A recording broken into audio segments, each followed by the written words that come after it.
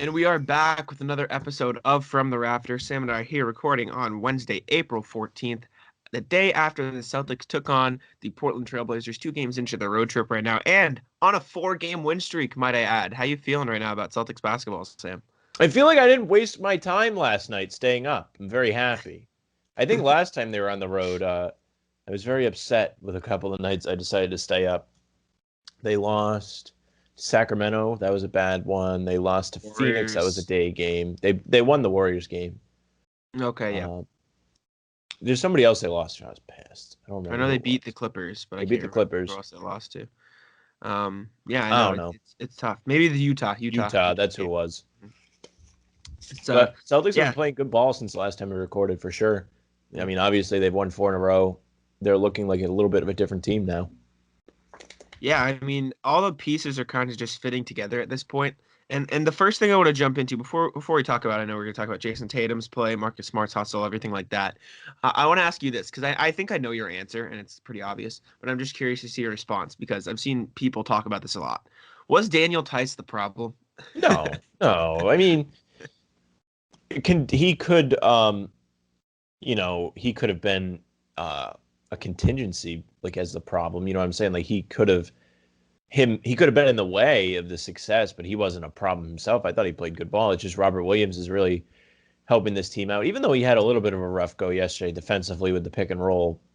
But he made some big plays down the stretch to give him the game. So I don't think Yeah. Tice was the problem at all in terms of him. Just he kind of was in the way. Tristan Thompson's been playing some really good basketball too. So it's difficult to say, but I don't think. I think if anything, it just cleared the way for Robert Williams and Tristan Thompson, and not even in the sense, well, yeah, partially in the sense that it gives Rob more playing time, but also in the sense that there's just a defined center rotation now. So like it's very clearly Rob, then Tristan, and then the rest, right? There's no like, do we play Rob this game? Do we play Tristan this game? Do we play Tice this game? It's Brad Steven doesn't really have a choice, and I'm not blaming Brad either. It's just like, okay, Rob, Tristan, rest, and there's just clear defined roles, and if you want to play Tristan, in certain spots where Rob's struggling, fine. But like in terms of starter, it's Rob's starting, Tristan's off the bench, and then the rest of the centers. The next thing, do we think Brad could start Tristan in a playoff series against Philly? Do we think that's a possibility, or do you think Rob would get the go ahead? It's a tough call, isn't it? Because Yeah. what we saw against Embiid this year with Tristan Thompson was nothing. So is Yes, it really also true. worth screwing up your rotations? I'm not sure. It's an interesting thing. I don't know. In the playoffs, I'm not sure if Embiid's going to get a lot of calls where he's falling around either. I think they're going to call the game a little bit different. So maybe Robert Williams won't get booted out of the game. I'm telling you, if they run Robert Williams up and down the floor and he's not in foul trouble, it's going to take a toll on Embiid. Just look last night, he got out to a quick start because he was running all over Nurkic. And he had like 10 first Yeah. quarter points because he was just getting out and outrunning the guy. That's what he needs to do every time he's against a big guy like that. He's got the advantage athletically. Use it. Make those Mhm. guys labor. Yeah, I mean that's the one place Robert Williams has an advantage over almost every other center in the league. I can't think of another center who has, better cardio, more athleticism, than Robert Williams. So I think your camera froze. Oh, you're back. Welcome. I was confused. I did lag for Yeah, a no, minute. I was trying to play it off, but you had to say something now, didn't you, Jack? You fool. well, I was making sure. Let me be Do the you one. I'll start know? screaming. I'll start screaming. If I hear you and you're not moving, then I'll start screaming. Yeah, but I can't hear you when you're not moving. Is the issue? When you freeze, I can't Uh, hear you. But yeah. Let me ask you that though. Do we think there is a center in the NBA that's more athletic than Robert Williams? Because off the top of my head, I can't think of one. But I feel like that's a very broad statement to make out of the gate. You know what I'm I saying? don't I don't want know. to just make that claim. There are guys like DeAndre Jordan who's big and he can jump high. I don't know. Robert Williams is something else though. His head will be at the rim. Bam. I think Bam's got to be up there in No. terms of. Hey, In in terms terms of. of like jumping, no. I don't think so. I would love That's to the see. We're closest I gonna can get to think see of. a back to back against Miami at the Yeah. Garden towards the end of the season. So we'll get to see that matchup. I'm interested in that. Plus, those games are going to be meaningful because the standings are so close. Celtics, by the way, at fifth right now after Charlotte and Miami both dropped games yesterday. It's about time they started losing. Jeez. I Yeah, mean, the Celtics, they Charlotte. win, what are they, 6 out of 7 now? And Yeah, like they something like just that. are now moving up the standings because everybody else decides to start winning. Hmm. Unbelievable. Charlotte losing to that Lakers team that the Celtics are going to see in a couple days, and I know you have very specific thoughts on that They should Lakers not game. lose. They should not lose to the Lakers. I'm serious. It's ridiculous. They shouldn't have lost the first game to them, to be honest. I mean, they got unlucky with you got a good look from Kemba. Tice missed the putback at the end. They should have won that game. They played well. Marcus got hurt in that game, really screwed the momentum. Dude, Lakers don't have anybody playing for them. If they lose Thursday, that's a terrible loss. Not only is it a rival, but it's like when they dropped the game to, I want to say Washington, but like that was just an overall bad loss because of effort. Let's see. Let me think of another game that they lost. And we were all like, what the hell? Why'd they Pistons, lose to that team? the Knicks game where they Well, lost that by was another one. They just 25. got smoked. Like, I guess you could say the Pistons, like the The first one, Pistons. when they lost a close one. Like, Yeah. no business even being in that situation. Blow the doors off these clowns. Make Andre Drummond work. I mean, outrun him.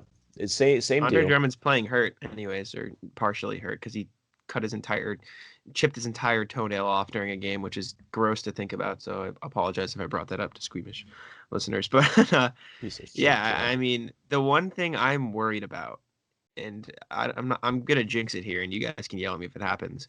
Obviously, Tatum and Brown have these nagging like, oh, Tatum was sick, Brown has this knee thing.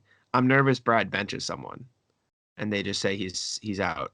I'm That's what I'm nervous for. Do you know what I'm saying? Because I feel like this would be a game where they would do it. I think if they were going to bench someone, they would have did it when they were both kind of questionable. You know. Yeah, but that was against a team like the Nuggets. He sees this team in the Lakers and like, okay, we don't need everybody, and he goes, okay, let's give these guys a rest. Yeah, but Which like going into worries me. yesterday's game, it wasn't a problem. You know, they weren't Yeah, saying Jaylen Brown was hurt or whatever. He understands it's the Lakers. You know, like you got to win. This is the game you got to win. I hope so. Brad I hope so. understands. He's a smart man. He understands that people like me will be very upset and be calling for his head. There you go. I mean, And in all reality, it shouldn't be a problem if they do rest somebody. yeah, that's Who's what I'm playing for the saying. Lakers? Kuzma, that clown. Schroeder is just their guy. Yeah. Well, Schroeder's a good player, but Yeah, Schroeder's pretty good. Kuzma, clown. Fair enough. And then after that, they got Lakers, and then they have Warriors and Bulls. So 3 very winnable games, I might add. The Warriors probably being the hardest because Steph Curry is playing out of his mind. Yep. a monster. But yeah, Celtics should be able to at least fight in these next 3. Winning against Portland yeah. yesterday gives me more hope going in, or not hope, but more confidence going into that Warriors game, though, because they're very similar players. Lillard has more help around him right now.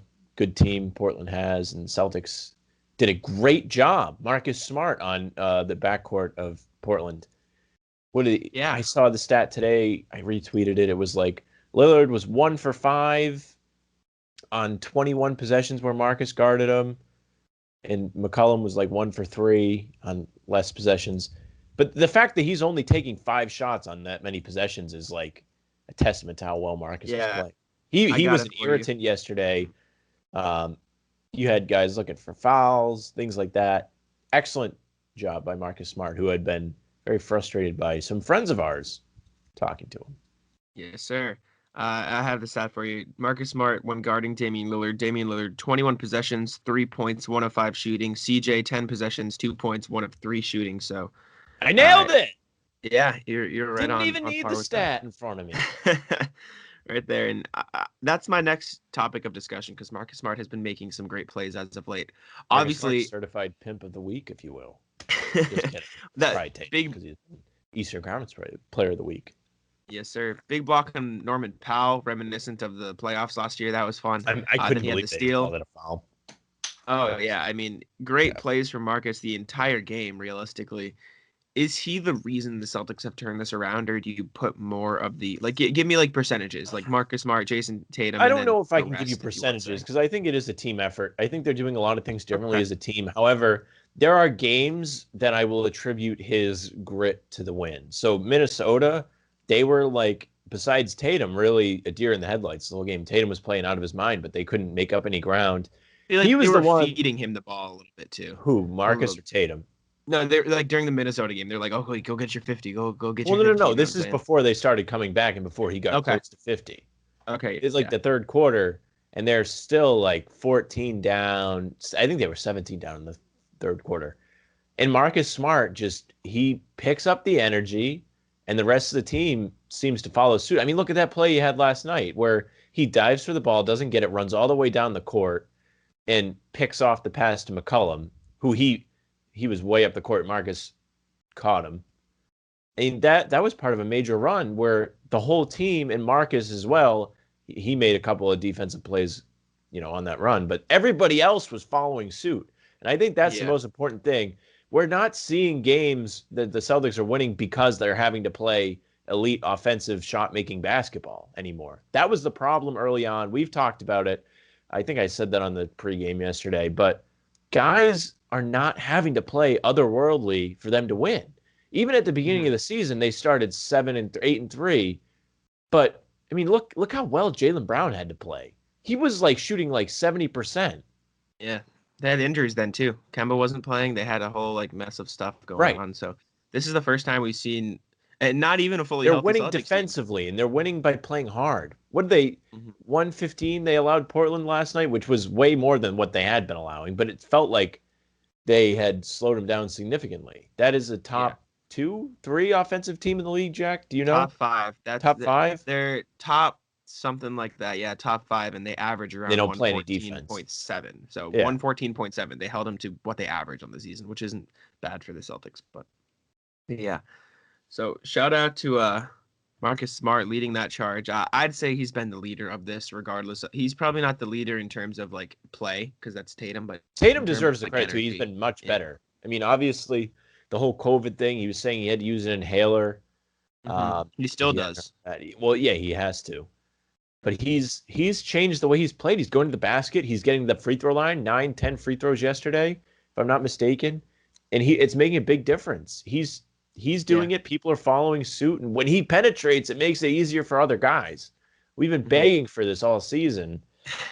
I don't know whether we should put a lot of weight into this or not. I mean, they are beating good teams. They beat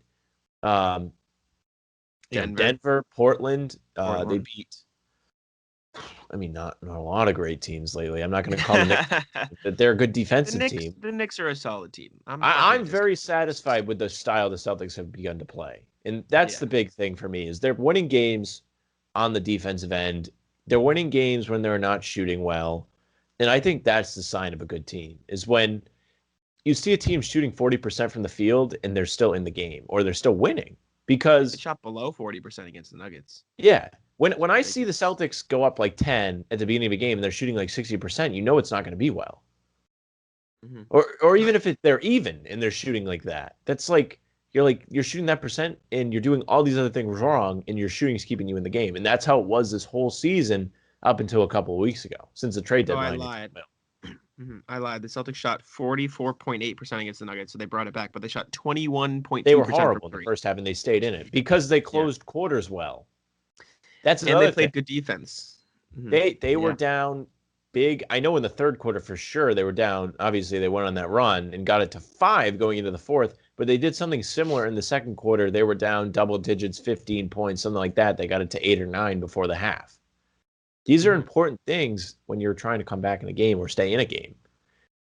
Last night, they didn't do the best job at closing quarters. That second quarter, they put together a nice middle quarter run, let Portland regain the lead, but the third quarter, they did an excellent job. And they buckled down at the end of the fourth quarter. They didn't necessarily close great because it was a little scary, right? A little closer than I would have liked. But they won. And Tatum made the big shot. Good for him. Marcus Smart missed both free throws, which ended up working out. He missed the second one on purpose. Yeah. And I think even if he made the first, he was missing the second. I don't know. That's where the debate comes in. But regardless, they got the win. Also, because they won, I'm allowed to say this without you getting mad. Shout out Damian Lillard and CJ even. They were absolutely stupid good down the stretch. Because they were making some tough shots. They were good down the stretch, but they weren't great the entire game. The guy that pissed me off was Melo. He had no business like that. What do you have, 22, 24 points, something like that? Yeah, I believe so. No business playing that. After he had 0 points the game before. And then Norman Powell, too. He was a prick. Melo had 25 off the bench. Yeah, no business doing that. 10 of 15 and 3 of 5 shooting. So playing some very good basketball for Melo. Shout out him. I know you're not a fan, but shout out Melo for playing well. Let's see. Yeah, let's talk about Jayson Tatum a little bit too. We've kind of been sprinkling his name in there. Obviously, 53 points against the Timberwolves. Solid game last night, 32. 28 against the Nuggets, I believe, was the number. Just playing great basketball. Eastern Conference Player of the Week. You say the biggest thing in his game that he's changed is his aggressiveness going to the rim. Last night in his press conference, he was asked about that, and he goes, "I feel like I'm playing the same," which is like, come on, Jayson, you know you're not playing the same. Like, what's going on there? But regardless, he's playing really, really well. He had that shift in mentality, seemingly, where he's driving more. Do we think he can keep this up? Because Brad Stevens at his press conference last night said this is around the time last season when Jayson Tatum started to turn it up. Like if you look at the timeline respectively. So what are we looking forward to for Tatum for the rest of the season? Yeah, I think he should be able to keep it up. He's figured out whatever was wrong, which is he's going to the basket more, whether he wants to admit it or not. I think he didn't want to tell the media they were right about saying he's taken too many tough shots and things like that. Yeah. And just said, I've been doing what I've been doing. But no, he's definitely doing better at going to the basket. He might be getting more calls now. That is one thing. He's shooting free throws. I don't know what causes that. Maybe he is just getting hit more. Sometimes he gets fouled. I'm like, I don't know about that one. Jayson Tatum said it was because the media kept bringing it up, so the refs are seeing it, and he said, "Thank you, just keep ragging on me for it, so they'll keep calling." Is that true? No, that's what he said last night. That's true, though. He did say that. Yeah. It is true, though, that he doesn't get a lot of calls before, recently. There was one that was really rough last night where he was driving to the rim, and then they came down the other end and called something for Lillard, and he got Brad. demolished. You could hear Brad on the broadcast last night. Brad was going pissed. Berserk. Mm-hmm. Yeah. Brad, he almost picked up a tech earlier in the game, Brad, when Good forget thing what it was. Would have been the difference in the game. Yeah, but Jayson they Tatum need to change their rules, man. I'm telling you. Guys are bumping and falling back and throwing the ball up and getting calls. Lillard did it last night, the play you're talking about. That was you expect it, but it's not the ref's fault, it's the league's fault. They got to figure that out. The way I think about it is if you're playing pickup basketball, you wouldn't do that. Yeah. Because there's no ref's going to call a foul. And if you call a foul on that, it's like pointless. Like, why would you go into someone just to call a foul? Yeah. Exactly. Like, you don't do that. No, yeah, I see the argument there. You can't. It's like if you wouldn't get fouled normally, you shouldn't create the foul yourself. Although at this point, it's sadly becoming part of the game to like on a drive, maybe yes, but on jump shots, no. I mean, it's just not. There's no. I don't know. There's no defense of that to me. Zaza's the worst dude ever. He's the one. It's his fault. I mean, yeah, Zaza's a dirty player, and that stuff I sort of understand. Like, you can't undercut a guy. Like, that's dirty, and you can't do it. But when it's unintentional, it's tough. But at the same time, you gotta protect the players. So, like, there was one on Sunday where Tatum got a foul call, and it was Green for Denver that like he just contested the shot. He was close, and they called a foul. Like they rewarded him for taking a contested shot. Where, I mean, did he get in his airspace? Excuse me. Probably, yeah, but like. It's a contested shot, and I don't think the shot clock was expiring, so there's really no reason to take that shot, and you're rewarding it. Yeah, this is not a bias thing. I'm complaining about the Celtics getting calls. I don't think it's good for the game. It's a very fine line you have to tread because I understand the idea of protecting players from like undercutting, but then at the same time, you don't want players jumping. You're discouraging defense. Yeah, I mean you can't hand check people. And then Marcus Smart got called last night. Do you know the call I'm talking about? He was guarding Lillard, and he slid his feet. Bumped into him a little. And Lillard just tried to get by him, and he couldn't. And he bumped into him, and they called a foul. When he he had his hands back, and he just ran into his torso, and they said foul. Like, what do you want him to do? You could hear Mike Gorman on the broadcast. Scout was like trying to explain it because like he understands the rule, but even though it's like a bad rule, and he was like, "Yeah, you can't impede the progress of the offensive player." And Mike goes, "You can't stop the offensive player. That's what defense is." Like, that's that was a rough call. I didn't really understand it. Well, I understood why they called it, but I disagree with the reasoning. You know what I'm saying? Like, if they ever change rules and make it a little bit more of a defensive league again, it's gonna be a lot of fun. That next podcast we do when I'm celebrating. Sam's gonna brag about all the times he called. It's not gonna be bragging. I'm just gonna be like, finally, they did something about this problem that's been glaring in the league, and people understand that. It sucks. Adam was talking about it last time. If you're watching the game for the first time, you're like, why are there so many fouls? Yeah, there you go. Something else I want to talk about: Jaylen Brown and Campbell Walker not playing any sort of flashy basketball, but they're playing their roles really, really well, I will say. Because Jaylen Brown has been consistently the second top scorer in the game.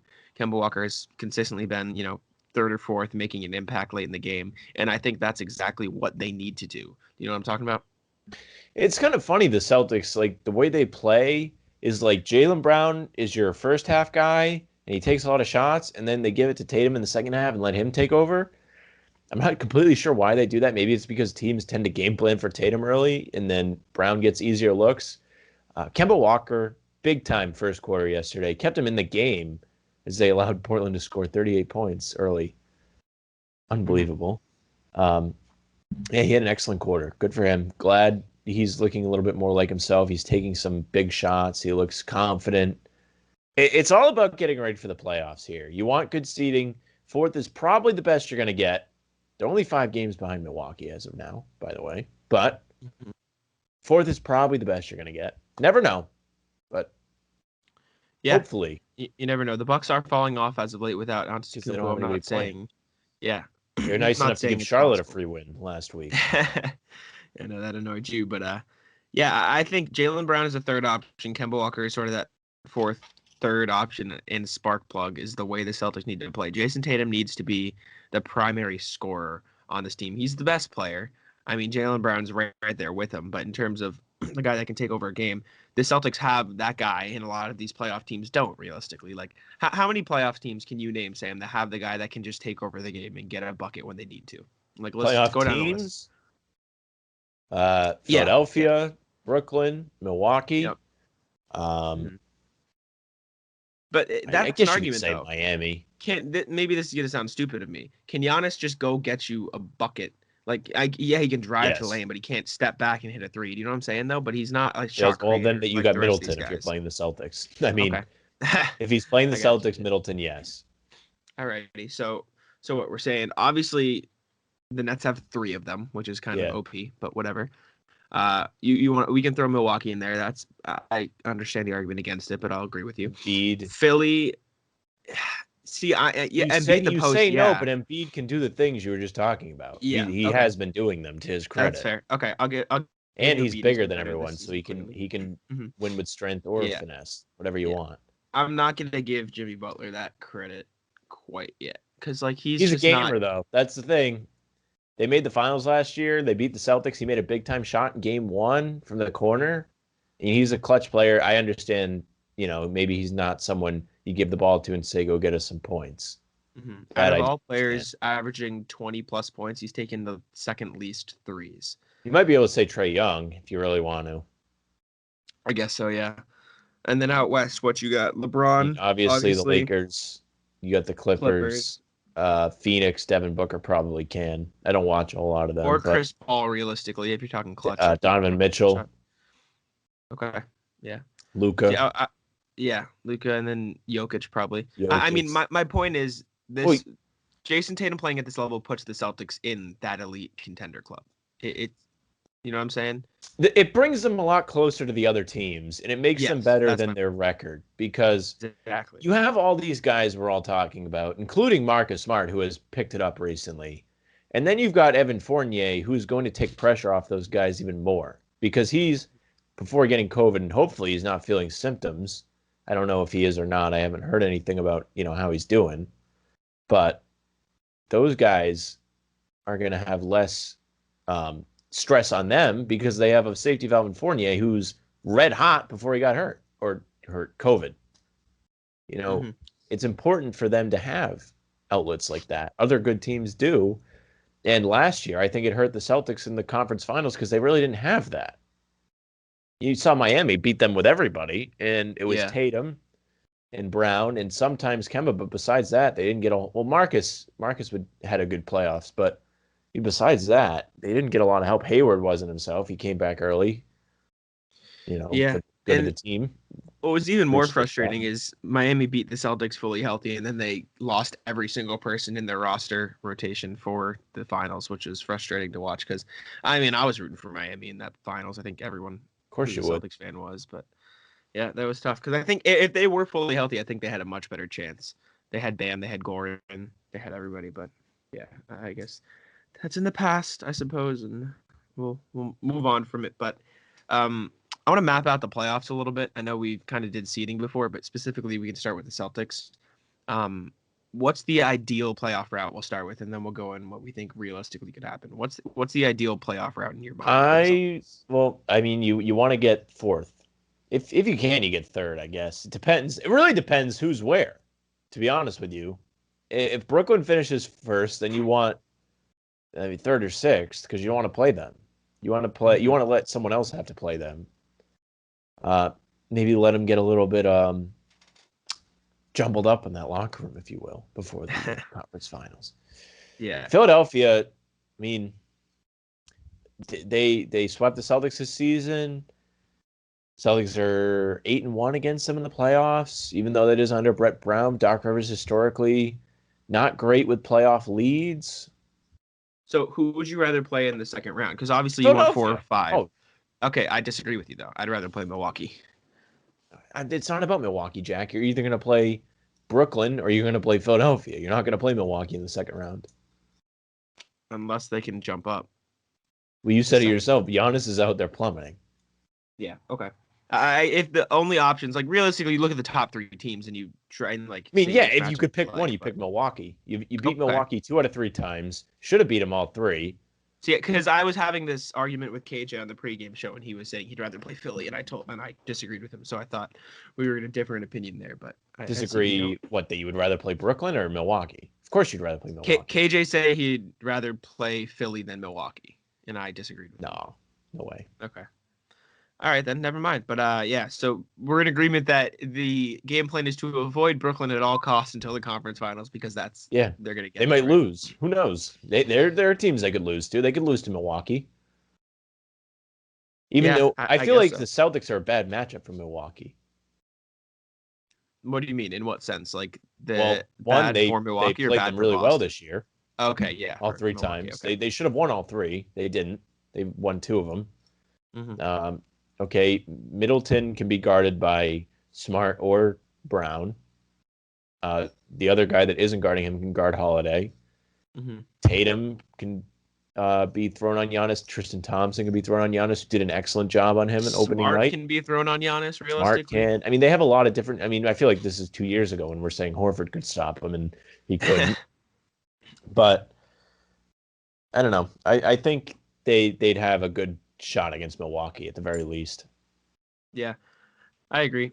I think realistically they would have a shot at Philly too, because in the playoffs, like you said, 8-1 against Philly. I'm deathly terrified of Embiid after what's happened this season. That's the only thing that really keeps me from saying like Philly is a really, really easy matchup is Embiid. They don't have an answer for him. He's got ridiculous. More free throws than the Celtics have in the 3 games. Whether that continues into the playoffs, though, is a big if to me, because I don't think it will. I think in the playoffs they let you play a little bit more. And I mean, they have shooting around him now. It's tougher. It is tougher to double team him and things like that. Tobias Harris having a decent season. Curry and Danny Green gave the Celtics a hard time a week or 2 ago. Mm-hmm. Was exactly a week ago. Yeah.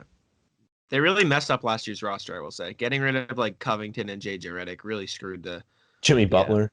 A little bit. Yeah. I mean, that was a decent trade, but if you're not going to be able to re-sign him, that's a stupid trade. Well, no, that's the thing. The stupid thing is they didn't re-sign him. Exactly. They prioritized. That was so stupid. Why would they not do that? I don't know, man. And they just let JJ Redick walk too. I was listening to JJ Redick's podcast. He had Jimmy Butler on it, and they were talking about the situation. And Jimmy was like, "Yeah, there was kind of just a mutual thing where it was just like, I don't know. I felt like I wasn't really wanted there, and so I kind of left it." JJ's like, "Yeah, I mean, they didn't even give me a meeting. They were just like, yeah, it was just kind of assumed that I would be out," which is wild to me that that's how they handle things because really last year they had no shooting last year. Like Josh Richardson and Al Horford were supposed to be decent shooters, and they're supposed to be this elite defending team, and they were, but it didn't matter because they couldn't score and they couldn't play with Embiid and Horford. And this year, without Horford on the team, like as much as I think Al's a great player, they're just so much better when Embiid can just control the paint. And just imagine how good they'd be if, and I know, hot take, if Ben Simmons started shooting threes. You know what I'm saying? I don't understand why he doesn't. And we talk about this a whole lot. There is no shame in trying to shoot threes. I think I would have more respect for him if he did. Just look at Giannis. Giannis is not a good 3-point shooter, but he'll shoot them, and he will make them once in a while. And when he makes them, you're like, really? That really happened against the Celtics? But, I mean, you have to at least pay attention to him a little bit. At least he's trying. Yeah. Well, what's Giannis shooting from 3 this season? Do you want to guess? 30%, 25%. 30.2. Wow. Yeah, Right on the 30%. dot. Great It's guess. better than 0 because Very you're true. a little bitch and you won't take it. Like, I understand where you can think to yourself, I can get a better shot than this. But if you take them, teams have to think a little bit more when they guard you. Yeah. Like, I remember I saw, Tatum scored 53 last week. And before that, some Sixers fan had said, like, Simmons' 42 points is more than Tatum's career high. I thought to myself, who the hell let Simmons score 42 points? Do you know who it was? Who was it? Rudy Gobert. Really? They scored 42 points? Against the Jazz. I don't know when. I think that was this season, but I'm not sure. And It's Ben Simmons used that. He used that as an argument as to why he should be the defensive player. Did Gobert play? He must have played. He was on Simmons. He was on majority of the game, which is weird, but that's embarrassing that you let a guy that's not going to shoot outside the paint. You know it. As a team, you know that. It's not really on Gobert. It's a team. You game plan. That's why you've seen the Celtics have such success against Philadelphia, specifically in that 2018 series where they were huge underdogs and they won in 5 because they took them out of the game. Wouldn't be surprised if that happens in the playoffs this year, but it's more difficult because of how well Embiid's playing. Yeah, Embiid's a monster this season. And you don't really have an answer for him in that series. They really had 2. They had Horford and Baines, so it's different. And Shemi, you could even. You're talking about Embiid. I was thinking Giannis. Talking about how impressive Embiid has been. That leads me into my next topic of discussion. I want to talk about MVP, all the awards. I want to get your thoughts on who should win what at this point in the season. Right. So we'll start with this. Who's your MVP, Sam? I think Embiid is a fair one. His team's top of the conference, right? I think winning is important to MVP. I don't love the stat MVPs. Don't love that Westbrook, when he got it as a 6 seed, he averaged a triple-double, but at the same time, I don't know. I think he was a 7 seed. 7 seed. Like, how valuable are you if your team's at the same seed? At the same time, he really didn't have too much help on that team. I know. He dragged that team to the playoffs. You're obviously going to have more stats if you don't have a team, though. That's the thing. Yeah, I'm just playing devil's advocate. Like, people were really mad when, like, Kobe didn't win MVP. Like, when Steve Nash got it, people always talk about that. It's like, yeah, like, the guy had to shoot all the shots. Like, of course he's going to average, like, 30 points a game. Like, he has no one on his team. Like, of course he has to do that. Then the argument for me, being devil's advocate is he had to shoot all the shots, and he made all the shots, and he dragged him to the playoffs at the same time. Did he shoot over 50%, Jack? Go look it up. All right. I bet he did. I bet he shot in the 40s, low 40s.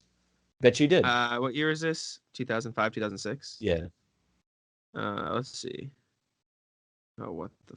Why doesn't it just pop up with Basketball Reference? Give me a second.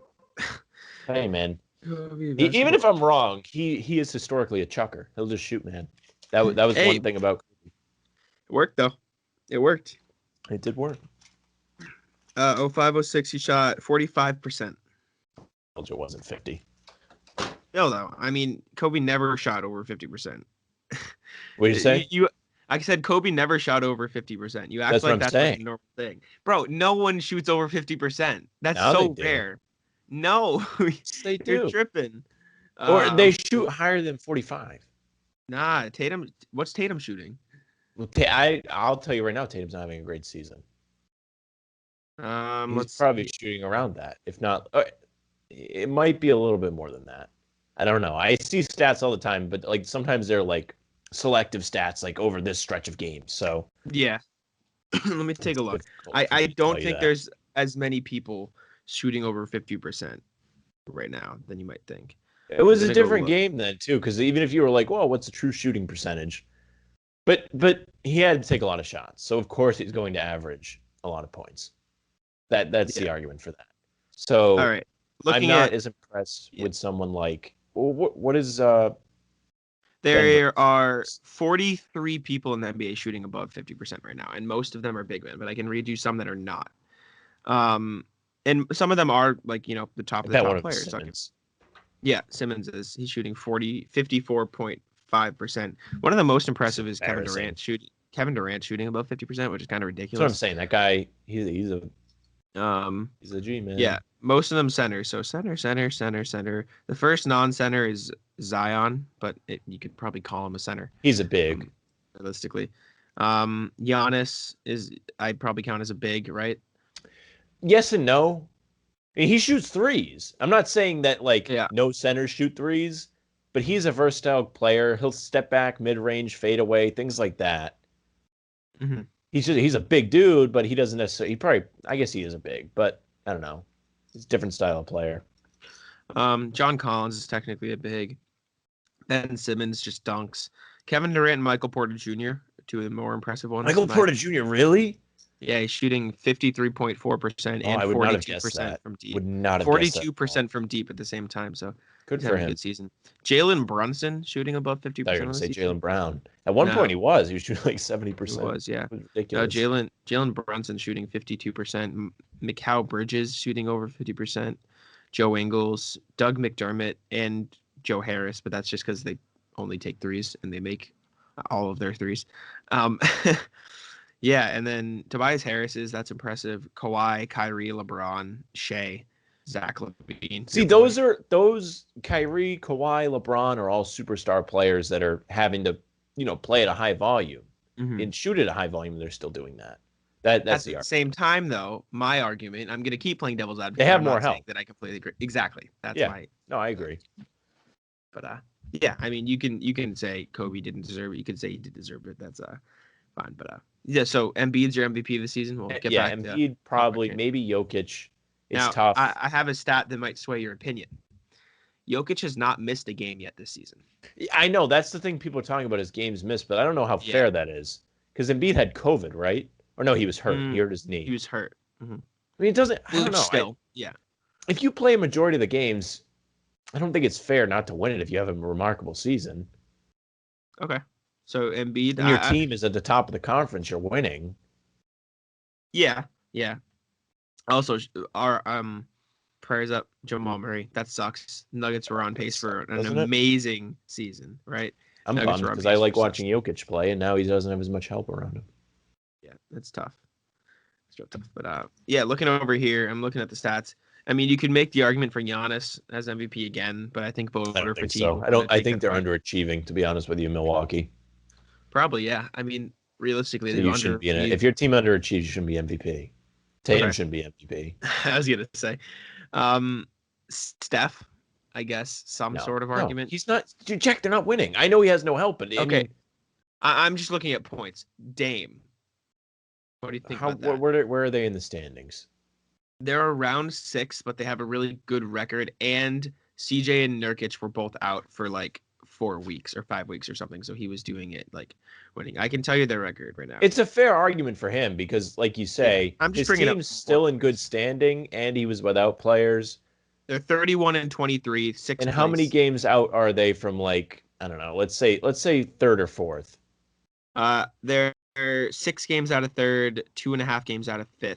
So 1 spot above them is the Lakers. So they're 2.5 games out of the spot above them, but they're also a game and a half above 7th. So they're like kind of cemented in at 6th right now. It's hard to say because that Western Conference, all the teams like in the middle of it are all good records. Fun fact. Let's stick with Embiid. Jokic's Nuggets are only 3 games worse than the Sixers. So there's another argument for you. I'm just running down. In that case, no. In that case, what are they? 3rd in the conference? 4th. Yeah, I mean that's fair. I would say Jokic then. You've convinced me. I'm just saying. I might even lean Embiid too. I'm just presenting all arguments here for the listeners and everything. I mean, he's almost averaging a triple double. LeBron's not your MVP though, Sam. Of course not. He's not playing. Lakers are closer to the play-in probably than first place. I might be wrong about that, but I would sure like true. I can go take a look. They are 7 games out of first place, and they are 4 games out of the play-in. So nailed it. There you go. Oh, it would make my year out the play-in if they got in there. If they lost, I'd be thrilled. Trying to look at more potential MVP winners. Harden has a good argument. 25 and 11 assists. That's ridiculous. He's just been absurd this season. Luka has a tiny argument for those who They're not really like winning. Luka. No, yeah. Donovan Mitchell honestly has some sort of He argument. should get a fair shout, but he won't. Yeah, because his team. He's the best player on that team, and they're ridiculous. They're really good. Do you want to guess what is he averaging this season? I want to see if you 27 points. 26 and a half. Yep. Yeah. Probably 5 assists, something like that. 6 assists. 5.3, 5.3, and 4.4. So he should get a shout, but like you said, he probably will not. If Zion's team was better, he'd probably get a ton of votes, but they're not. Devin Booker and Chris Paul honestly probably have arguments. That was one I thought, but I don't know. Nobody's talking about it, and I'm sure there's a reason why not. So Chris Paul, he's not averaging the stats that would. I'm talking about Devin Booker votes. Yeah, I bet you money more people would vote for CP3 than Devin Booker for MVP though. But they love CP3 for no reason, man. I don't get it. It's because wherever he goes, they win, and that's facts. You can't even dispute that. Like that Thunder team. They win in the regular season. Yeah. I mean, they won. Yeah, okay. I can't give you that. They've Clippers were he's made one conference finals. Yeah, and then he got hurt. I think they could have won that conference finals if he doesn't get hurt. It would at least have been a better matchup in Game 7. But yeah, and we don't know about the Suns this year. Loki, don't count out the Suns, man. The Suns are a great basketball team. I'm excited. All right, so we settled on Jokic and/or Embiid for MVP. I think one of them deserves it. It'll be fun to see a center win, I will say, because it's been a while, a long time. Shaq, I believe, was the last one to win it, which is kind of crazy. Yeah. Okay, what's next? Rookie of the year. Rookie of the year. Yeah, the rookies. It'll probably be LaMelo, but he hurt himself. Yeah, he's been out. Oh, Anthony Edwards, he was also out, right? Or no? No, I don't think so. What are the odds on it? Is it still LaMelo as the favorite or no? I believe Anthony Edwards is the odds-on favorite. Tyrese Halliburton's up there too. Halliburton was a real prick when they played Sacramento this year. So he definitely deserves a shout. Prick, by the way, compliment from me. Yep, of course. Yeah, LaMelo Ball still has. Is this current odds? I can't tell if this is current odds. Ball, if he doesn't Edwards, get hurt, Halliburton quickly. I mean, a fair front runner. His team's playing well when he was healthy. They were 4th in the conference. So Edwards, team that was bad last year, 3rd pick. Yeah. So odds right now are plus 100 for Edwards, plus 160 for Halliburton, and plus 205 for LaMelo. So they're all right there. Yeah, I can tell you their stats. I think it should be LaMelo because his team was the best. Edwards deserves a shout. I mean, he was the real deal last Friday against the Celtics. You know, he looked good. He's definitely improving over the season. Mm-hmm. Halliburton also. But his team sucks. I know that doesn't matter with Rookie of the Year, but LaMelo was winning. LaMelo was a winning basketball game. Well, that's important to me. If you have a guy that is winning, you have guys that aren't, and it's close, the guy that's winning should get it. Yeah, I'd probably lean towards LaMelo too. It's definitely harder since he's been out for so long, though. But we'll see where voters stand. I bet you money that Edwards gets to play again. Edwards gonna win it just for the dunk. That dunk was insane. That come on, you gotta admit that dunk was kind of insane. Oh yeah. Depoy next defensive. It's between Simmons and Gobert. Yep. I mean, this man Gobert couldn't stop the man Simmons that can't even shoot. So yeah, I mean, clown.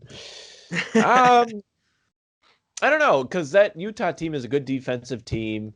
So is Philly. And Gobert is the anchor of that team defensively. So that's a big deal.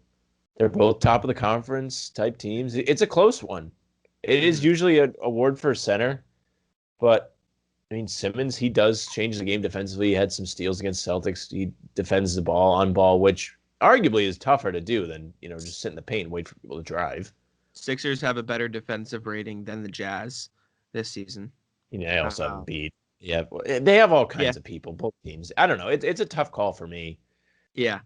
I bet voter fatigue gives it to Simmons just for the intrigue factor. But I personally would like to see Simmons win it. I don't even like him.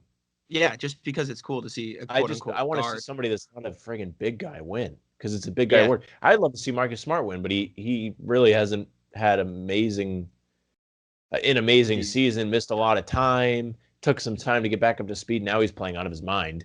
He better win one before he retires, though. That's one thing I will Hopefully. say. I heard Bobby Manning talk about this on the Garden Report post-game show in Locker Room last night. He said the Celtics have all the pieces to be the best defensive team in the league, and I think if they can do that next year, and Marcus is at the helm, he'll have a really good chance at winning. I hope he does. He deserves it. He definitely deserves a shout. Yeah. At some point, the guy plays his ass. There should be like a hustle award or something. You know what's ridiculous? Beverly got more votes than him last year. That was ridiculous. The guy plays his ass off every day. They need to have some kind of award. Whether I don't know what maybe you call it the Kevin Garnett Award. That off the top of my head, he plays harder than anybody. Yeah. So, like Pat Beverly would be a guy for that award. There are guys around the league that deserve a shout like that because they make a difference. They play hard. Who's another one? I can't think of it. There are players that are yeah. They're usually not like on like Draymond Green is another guy. Maybe not. No, he's definitely or like the Rodman. Well, the Rodman Award would just be defensive player, probably. You could say Cantor, maybe. I guess if you want to talk about fully hustling up and down. I don't know. I can't think of anybody else at the top of my head that would qualify, but there definitely are guys like that. So I'll lean Ben Simmons for Depoy. Would you say the same? Yeah, it's fair. Most improved player, I feel like hasn't been talked about at all this season. I can't think of anybody off the top of my head. You know what I'm saying? I mean, Jaylen Brown is, and it is a little biased, yeah, sure, but he's definitely someone that deserves a shout. I mean, early on more so than now, even though he's still playing fine. But early on, he was ridiculous, and we all know that. And that was the talk early, was that it was going to be him. Jeremy Grant is another guy it could go to. Yeah, he's going to probably get Christian Wood. Christian Wood is a good one. Who else? Donovan Mitchell could probably get it himself because that team has improved so much, and he's been a big part of that. Yeah, Fred VanVleet maybe. That team sucks. He's not going to win. But then that doesn't matter for most improved though. I feel like most improved doesn't matter for team record. I think it should though. In all honesty, because think of it like this, Jack. Right? Fred VanVleet could be just as good as he was last year, but because the team isn't as good, he's getting more opportunities and more reps to score more points, and his stats go up. Yeah. Same with Grant, even though Grant has absolutely showed out this season and showed he's a good player and capable of being a top-tier player. And Fred VanVleet's not? No. It's different because everyone already was saying Fred VanVleet is a good player. Okay. Yeah. Okay. Jeremy Grant, when they signed him to Detroit for $20 million, it was like, what are they doing? Yeah, I got you. Yeah, I don't really see anybody else. Gary Trent Jr. could get some shouts. Jaylen Brown definitely deserves a shout. Yeah, he'll get some. I think it's Jeremy Grant's or Christian Wood's award to lose, to be honest, now that we said it out loud. But I'd probably they're both playing on bad teams, Jack, where they're not they have the whole world in their hands. They can do whatever they want. Yeah, but like that's just historically that's not how the award has worked. Like there's usually not a most improved player that's I mean Giannis and Siakam off the top of my head, but Giannis, like last year, Siakam, I think Oladipo got it when he went to the Pacers and they were really good. If I'm not mistaken, like there are things teams that I'm just saying it doesn't they don't have to what's it called? Julius Randle's a really good one. Julius Randle's a really good one. He might get it.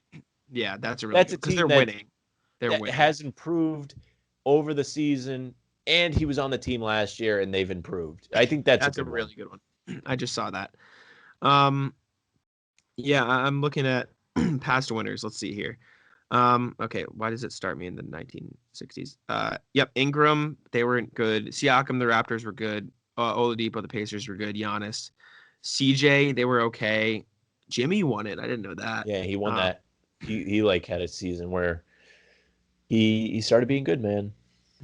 Obviously, Goran Dragic and Paul George, those were good. Ryan Anderson won it. That's kind of funny. Yeah, Kevin Love, Aaron Brooks got it. I just saw an article I wanted to look at because it had Julius Randle and Vucevic is someone that was in the article. I don't think he'll get it. But yeah, Julius Randle is odds-on favorite apparently right now, which makes sense. I don't know. Who's up there with them? Do they have others? I'm trying to look right now. Jeremy Grant, Christian Wood, Zion, Nikola Jokic, Zach LaVine, Jaylen Brown, De'Aaron Fox, Chris Boucher is in the bad one. Colin Sexton, Yeah, Sexton's a good one too. Shea Gilgeous-Alexander.